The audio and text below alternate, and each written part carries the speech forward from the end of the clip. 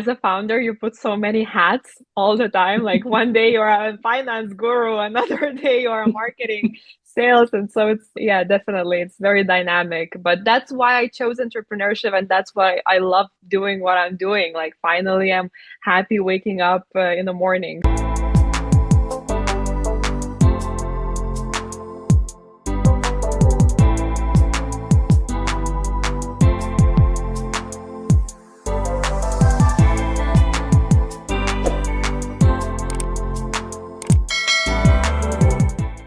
Welcome to the brndBrief podcast, where we discuss the latest trends and key strategies that are driving brand growth. This podcast is powered by Brand Method Media Group, and I'm your host, Kelly Kelly. Today's guest is Gabija Adele, founder of CapitalBoost, an outsourced sales agency specializing in working with AI and SaaS tech founders. They leverage cutting-edge strategies to enhance your cold outreach pipeline, helping you attract and secure high-paying clients. Their tailored approach ensures that your business can enter new markets and scale effectively. Welcome to the show, Gabby. Thank you very much, Kelly. It's great to be here. So I would love to kind of kick things off with just getting some insight on your day-to-day. What does a day in your life look like at your company? Right. So basically, I wake up and I chug coffee straight away. And then I go to either gym in the morning or in the evening. It really depends on the schedule. And I work from WeWork, which is co-working space. So I love that. I mean, I tried working at home, but it just doesn't work for me. I need to be around people all the time. And the day-to-day looks like this. I open up my computer. I of course check my schedule for the day, and then the creative process evolves, so to say. The first tab that I open is LinkedIn because that's my main working tool, then followed with emails and a lot of client calls or potential client calls, as well as now trying to a little bit tap into marketing and establish my own personal brand as well on LinkedIn. But yeah, of course, I also have some time apart to really think about my goals, about how the agency is doing, really reflect back on numbers and see how that goes. So yeah, but mostly like that. I also, go to a number of networking events because, face-to-face selling is still there and it's perfect to go and network. So I try to, fill in my diaries with networking events as well. So it really depends. Like what I love about being a founder is that the day never looks the same. So yeah, it's quite dynamic. Yeah, and I think you touched on something really interesting that I think more people are starting to understand. But when you're a founder, regardless of your professional expertise or what your business does, you still have to do all the things. You got to touch on marketing. You got to touch on the personal brand. You got to get out there and network. So it's not just, I'm really good at sales, so I will do that all day for my business. You have to like mix it up, right? For sure, for sure. Like as a founder, you put so many hats all the time. Like one day you're a finance guru, another day you're a marketing sales. And so it's, yeah, definitely, it's very dynamic. But that's why I chose entrepreneurship. And that's why I love doing what I'm doing. Like finally, I'm happy waking up in the morning. So yeah, definitely, definitely. You have to be very, very dynamic, so to say. You got to be dynamic and you got to be ready to, change that. Sometimes I still struggle with that, especially if I'm in the zone of something, or maybe I like have a really cool campaign idea because I'm marketing, but it's like, you got to get on these numbers. What are the financial, this is your financial time block. You have to get on that. And Yes. Also, I would love to touch on the evolution of CapitalBoost. How has it evolved over time? Yeah. So my company is pretty new. It's 8 months now. So Okay. of course the business model has evolved over time, but I'm a free-time founder. So I had businesses before, which was actually, first one was a marketing agency. Really didn't work for me. My strengths lie in sales. So that's how I continued over there. How has it evolved? In the beginning, the business model was mainly focused on helping startups attracting capital. And now it has moved more to sales and even more narrow, which is tech and SaaS founders who are in need for help for high paying clients and sales. So we help with pipeline. The brand has also evolved over time. Like I started with just simple logo, and now it's, starts to a little bit mature, and I'm very excited to see where it's gonna go further, because you have to evaluate and really find like perfect market fit and how you differentiate from competitors. So I'm sure it's gonna still continue to change, and I'm super like open to it. For now, it works how it works. Like it generates MRR, which is important, but it has definitely evolved, and I also have evolved with the company as well, and that's the beauty of it. One thing that I know just from personally knowing founders is sort of either the apprehension or the uncertainty on when to pivot. You start out with an idea and you start testing. As you mentioned, you guys have evolved and niche down. How do you know, or what are some tips you can provide to say, these are some of the criteria things we looked at when I knew it was time to kind of switch it up a little bit? Right. Well, the first and the most important thing is if you are not getting traction. Like if you're not getting that traction already in a week or two time, you can already say that, okay, something is off, maybe in the messaging, maybe in a value prop, maybe in the problems that you're solving for the customer. So I think in a month, even earlier, like 2 weeks, you can already tell. And again, looking back at the numbers, like I always see of the outreach numbers that I'm doing, I reach out to a lot of people, and I get feedback, I get on a call. So it's like important to gather this feedback and data and really look back and evaluate if you need to change something or if there is some need in the market. So yeah, definitely it's important to look over that. Okay. I like that. Providing that timeline, I think, helps, because some people, you hear people say all the time, you just have to test, but for how long? Like, if someone says a short while, is that 6 months? Is it a year? But I think that makes sense. If you are keeping an eye on the data, within a couple of weeks or 30 days, you should be able to see something. And that could, help you to decide if you need to change it up or not. Exactly. And that's how we moved from helping startups getting capital and finding investors. I talked to a couple of founders and they were like, we don't have the budget. And then I was like, okay, well, startups, they don't have the budget to pay for such service. It makes sense. So now I'm focusing on a different persona, and that's working. So that's how I shifted my business model in the beginning. So yeah, definitely evaluating, seeing the market, it's crucial. It's crucial for any business. Wonderful. So you mentioned, or we saw, and you also mentioned in the information you shared with us, that you are a former professional fin swimming athlete and record holder. Congratulations. Thank How you. has your athletic background helped to shape your entrepreneurial journey and your leadership style? For sure. I don't think I would be where I am now without sports background, or I don't know how it would have evolved. It definitely shaped my mindset, my character so much, like especially from goal setting and this little stubbornness or this want to achieve. It's inside of me, not like in a bad way, like I'm not like I'm still friendly and everything, don't get me wrong. Like, but definitely like I when I was swimming and fin swimming, I was going into different competitions, world cups, world championships, national competitions, and from an early age I had to step out of the comfort zone a lot, and dealing with high pressure and coaches requiring a lot, training every day, discipline. So this has really moved into business. I tried corporate, it doesn't work for me. So that's why I'm an entrepreneur. So now I really put my goals high. I write them down. I evaluate, okay, how is it going with this? How is it not going? Then, discipline in entrepreneurship is super, super important. I'm sure, like it's every day some bits is more important than just this motivational ups and downs.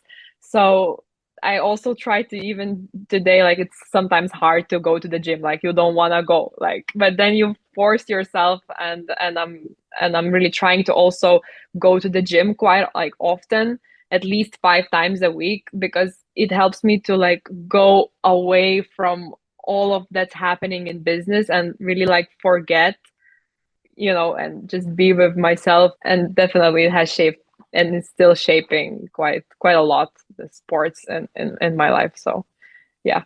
Yeah. I imagine I'm not athletic at all. My husband played up to collegiate soccer. My daughter, she's 8. She definitely has the athletic bone. But from watching them, I gather, to your point, there's the goal setting, and then what exactly are you going to do to get there? So my daughter wants to start doing competitive gymnastics. She already understands I need to tighten up this form or this, so I need to practice this much. I need to be in a clinic. Like, it's emotional and it's exciting to get these ideas and set these goals, and you feel really good. But again, to your point, so then what are you doing to get there? It's that discipline that you have to apply to whatever it is, business, sports, to prove it. If you don't practice or if you don't put in that work, you are not going to hit that goal. It's not going to fall out of the sky. So Yeah. I think that's probably a good foundation for you as a business owner, because I know a lot of business owners and they get very excited and they set lots of goals and BHAGs and all this fun, exciting, feel good stuff and notebooks and stuff. And then it's like, okay, now you have to do Yeah. you have to do the thing. Yeah, for sure. It doesn't always like lie with sports. I think if you are really passionate about one thing, like, or a specific thing, and you become good at it, like for instance, piano, right? Like if you're good at piano, if you're good at art or anything like makeup, whatever, like, and you're actually passionate about it, you can apply this discipline in any other areas of your life. Like it builds you as a person. And yeah, it's quite inspirational to also see like different people from different backgrounds who have achieved a lot. So yeah. Awesome. So I want to talk about sales strategies from not only the perspective of CapitalBoost as a founder, how do you apply your expertise to that, but then also some of the strategies that you apply to your clients in terms of, that information. What are some innovative sales strategies that have proven most effective for CapitalBoost? Let's start there. Right. Well, in any sales, and when I talk about sales, I always break down like you really need to understand who is your buyer, like who you are selling to, but not really understanding in a sense like, I work in software sales and AI, like, so not like being, okay, I'm selling to CFO and that's it. Really narrowing down like what are their hobbies, what are their interests, which platforms are they on, what problems they face day to day, like really have this view of that persona you're selling to. But that's been in sales for a long time and it still is, so this is very important. Another thing that's what innovative now is, of course, AI. Like, and I use it all the time, every day. Every day I use it. Every day I use it for my clients, and automizing all the aspects of outreach as much as possible and other parts of sales cycle is crucial nowadays, because you want to stay ahead of the competition, and you can just not do that just by typing all the time messages. There are platforms for that, which I can even share it here now, like for instance dripify.io. It's a platform that's optimizing your LinkedIn outreach. It's super beneficial for whatever founders who are selling or trying to get leads. You just make like workflows and flows of how the messages look like. There are other platforms such as instantly.ai, like email outreach campaigns, which are also optimized, but it doesn't you cannot rely fully on them yet. It's not that smart yet to fully automate everything, because people can tell if it's very automized. Another key aspect that I want to highlight is if you're selling through LinkedIn messaging, through emails, that the way you put the message is crucial as well. It needs to not highlight the benefits of what you are selling, like, we are this and we are that, less talking about we, but more talking about I can help you, and or here are your problems, and this solves those problems.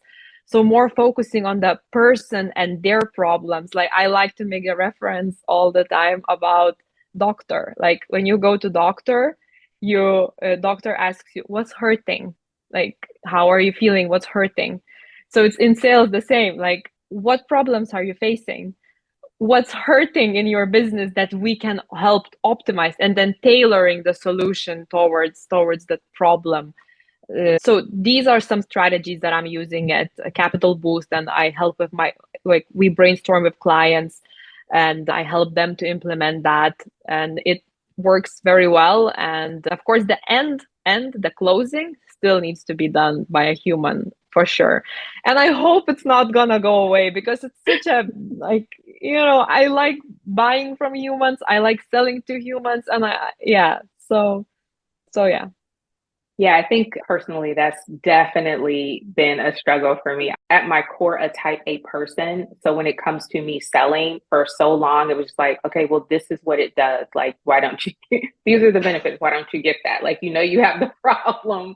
This is how we fix it. Like, I'm sure it came off very, like, to your point, like not tapping into that emotional aspect. Cause in my head, I'm like, okay, you need it. This is the benefit, you want it or not. And I've learned that you definitely have to be more, and I think, right, tap into that, like figure out the pain point and then tie some emotion in there, and then also dig more deeper. This is also something I learned. Like, it's not as simple as I need marketing.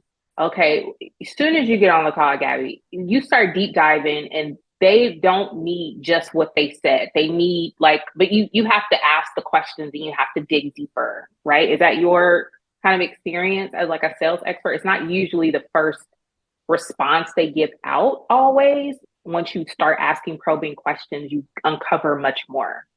100% agree with you. Definitely straight to the point. You have to have a conversation, and that's how you sell, like, by conversation, and not being this annoying sales person or hard closing. Like, you really need to want to help, and that's the beauty of sales, I think. Also helping to solve problems through solutions. Makes sense. So with AI, how does CapitalBoost integrate AI into your function as a business? I know it's part of the solution you provide, but how do you guys use it? Like, what are some examples of how CapitalBoost leverages AI? So for initial outreach for my clients, potential clients, I use it.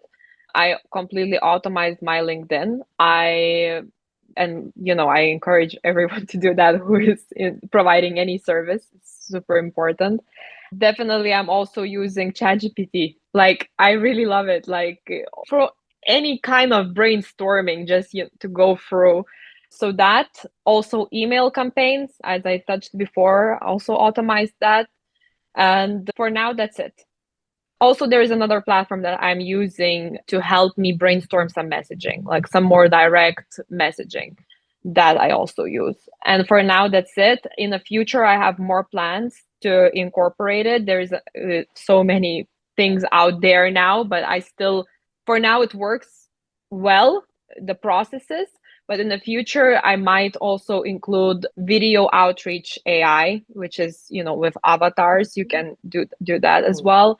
Then there's one platform, Clay, which optimizes all of these AI platforms into one single outreach machine. It's quite complicated. I was already doing quite a lot of research about it. And yeah, it's a lot of data points. And, I'm not super, super analytical person. So for me, it takes a little bit longer to, understand all of these parts. But good thing is that you can hire someone to help you optimize everything. That's right. Or YouTube videos. So it's amazing as well. Yeah, I was recently at an event, and it was a American Marketing Association event. I was speaking to other, marketers, and I think, the day, like, just if you remember last year when people were trying to come up with platforms or SaaS products that could, test if you're using ChatGPT. And in my head, I'm like, this train has left the station. You're not going to prevent people from using it. You can help teach them a better way to use it, how to not rely on it solely, how to use it as a starting tool and then apply their expertise. But this idea that you're gonna like bust people out and be like, oh, you use I absolutely use ChatGPT. Like, are you kidding me? Of course I did. That's insanity. That was just like a year ago. And now most people have kind of moved away from that. It's like, okay, how do we use this in the proper way? And you probably have figured out is, the prompts, what you get out, what you put in. Yes. And the better prompt you use, the better outcome you get. The more you describe the situation, the better outcome, as I said. So definitely. And I think also like what I've heard is that in universities is, for instance, forbidden to use in schools. To some extent, I get it. But on the other hand, we are moving to such an AI and robotics world that we should definitely encourage the usage, not to max extent, but encourage the usage and learning how to use it to really like leverage it further on. It's so important, and so many people are like quite hesitant, but it was like in the beginning of internet as well, right? People Yeah, were so hesitant, like what is this, how we're, and now look, and we're using all the time. all the And time. yeah, so it shaped the business so much, and I'm actually quite curious how much it's going to shape the business in the future. Me too. Me too. And so before we close out, I would love to hear about what's next for Capital Boost. What do you guys have coming up this year, 2025? What's on the horizon? So on the horizon is to expand. I'm looking into hiring. It's quite hard to get good people nowadays. So that I have some revenue goals that I want to achieve and help as many people as possible to put their product out there in the market. So for that is this, and hopefully one day open an office in a couple of years. That would be kind of cool. So step by step, but we're going there. So that's more or less the goals. Amazing. Well, that's going to wrap the show for today. Thank you to our incredible guest, Gabija Adele, founder of Capital Boost. We'll have contact information for Capital Boost in the show notes for anyone interested in their services. If you enjoyed today's episode, please don't forget to like, subscribe, and leave a review. We'll see you next time. Bye. Bye. Thank you so much.